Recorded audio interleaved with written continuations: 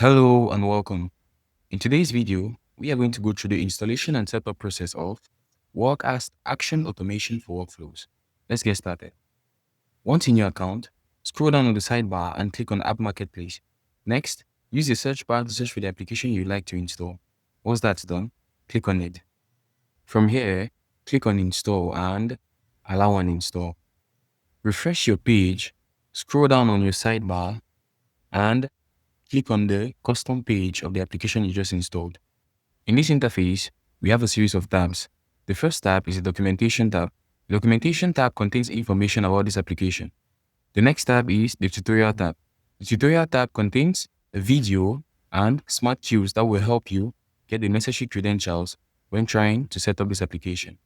Next is the setup tab, and this is where we set up our application. To set up the application, click on Start.